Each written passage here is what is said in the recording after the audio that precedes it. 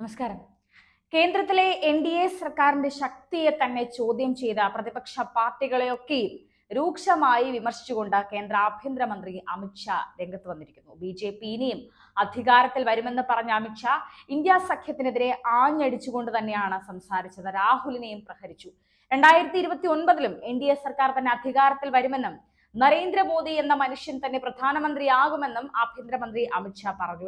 2014 മുതൽ 2024 വരെയുള്ള 10 വർഷത്തെ കാലയളവ് നമ്മുടെ രാജ്യത്തിന്റെ വികസന ചരിത്രത്തിൽ തന്നെ സുവർണ ലിപികളാൽ ആലേഖനം ചെയ്യപ്പെടുമെന്നും അദ്ദേഹം പറഞ്ഞിരിക്കുകയാണ്.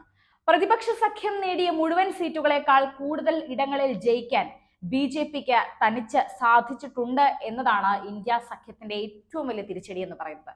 ഈ സർക്കാർ കാലാവധി പൂർത്തിയാക്കുക മാത്രമല്ല, അടുത്ത 5 വർഷവും എൻ.ഡി.എ സർക്കാരിൻ്റെതായിരിക്കുമെന്ന് തന്നെയാണ് അമിത്ഷാ ഉറപ്പു പറയുന്നത്. പ്രതിപക്ഷത്തിരിക്കാൻ ഇന്ത്യ സഖ്യം തയ്യാറാകുക, പ്രതിപക്ഷത്തിരുന്ന് കാര്യക്ഷമമായി പ്രവർത്തിക്കുക എന്നാണ് അമിത്ഷാ പരിഹസിച്ചുകൊണ്ട് പറഞ്ഞത്. സർജിക്കൽ സ്ട്രൈക്ക്, വ്യോമാക്രമണം, ജമ്മു കാശ്മീരിലെ ആർട്ടിക്കിൾ 370 റദ്ദാക്കൽ, അയോധ്യയിൽ രാമക്ഷേത്ര നിർമ്മാണം, റോഡ് ശൃംഖല സ്ഥാപിക്കൽ, കഴിഞ്ഞ 10 വർഷമായി മോദി സർക്കാരിന് കീഴിൽ രാജ്യം പല രീതിയിലും വ്യത്യസ്തമായ വിജയങ്ങളും വികസനങ്ങളും ഒക്കെ നേടിയിരിക്കുന്നു. അത് നമുക്കറിയാവുന്ന കാര്യമാണ്. മാത്രമല്ല, എല്ലാ മേഖലകളിലും രാജ്യത്തെ ജനങ്ങൾ വികസനം അനുഭവിച്ചറിഞ്ഞു കഴിഞ്ഞു. സ്റ്റാർട്ടപ്പ് ഇന്ത്യയും ഡിജിറ്റൽ ഇന്ത്യയും ഉൾപ്പെടെയുള്ള മോദി സർക്കാരിന്റെ സംരംഭങ്ങളിലൂടെ രാജ്യം ഉൽപാദന കേന്ദ്രമായി തന്നെ മറിഞ്ഞിരിക്കുകയാണ്. പ്രതിപക്ഷം എന്തൊക്കെ പറഞ്ഞാലും നിങ്ങൾ അത് കേട്ട് പേടിക്കേണ്ട. 2029 തിരഞ്ഞെടുപ്പിൽ എൻ.ഡി.എ സർക്കാർ അധികാരത്തിലെത്തും.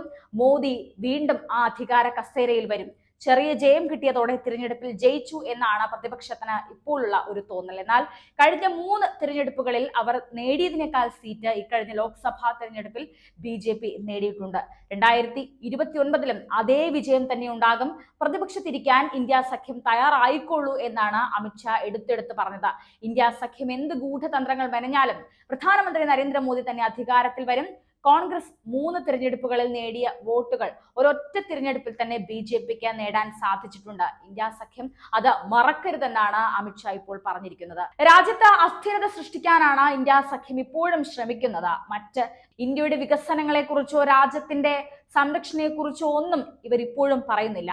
പ്രതിപക്ഷത്തിരുന്ന് എങ്ങനെ പ്രവർത്തിക്കണമെന്ന് അവർക്ക് അറിയില്ല. ജനങ്ങളെ എങ്ങനെ സേവിക്കണമെന്ന് പ്രതിപക്ഷം പഠിക്കണമെന്നും അമിത്ഷാ തുറന്നടിച്ചിട്ടുണ്ട്. ജനസേവനമാണ് പ്രധാനമന്ത്രി മോദിയുടെ ലക്ഷ്യം. അതുതന്നെയാണ് ഇപ്പോൾ രാജ്യത്ത് നടക്കുന്നത്. വെള്ളമില്ലാതെ ആർക്കും ജീവിക്കാൻ സാധിക്കില്ല.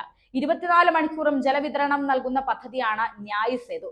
ഇന്നത്തെ കാലത്ത് ഇത് വളരെയധികം പ്രാധാന്യം അർഹിക്കുന്ന ഒന്നാണ്. ശുദ്ധജലം കുടിക്കാൻ കിട്ടാതെ നിരവധി പേരാണ് പലവിധ രോഗങ്ങൾ പിടിപെടുന്നത്. അതിനാൽ 125 ഏക്കറിൽ വ്യാപിക്കുന്ന ന്യായ് സേതു എന്ന പദ്ധതി ജനങ്ങളിലേക്ക് ശുദ്ധജലം എത്തിക്കാൻ സഹായിക്കുമെന്നും അമിത്ഷാ പറയുകയാണ്. ഏതായാലും നമുക്കറിയാം, കഴിഞ്ഞ 10 വർഷമായി അല്ലെങ്കിൽ 3ാം മോദി സർക്കാർ അധികാരത്തിൽ വന്നപ്പോഴും ജനങ്ങൾക്ക് ഒരു വിശ്വാസമുണ്ട്. അത് കേന്ദ്രത്തിന്റെ ഭാഗത്ത് നിന്ന് വളരെ വ്യക്തമായിട്ട് നമുക്ക് കിട്ടുന്ന ഒരു കാര്യം തന്നെയാണ്.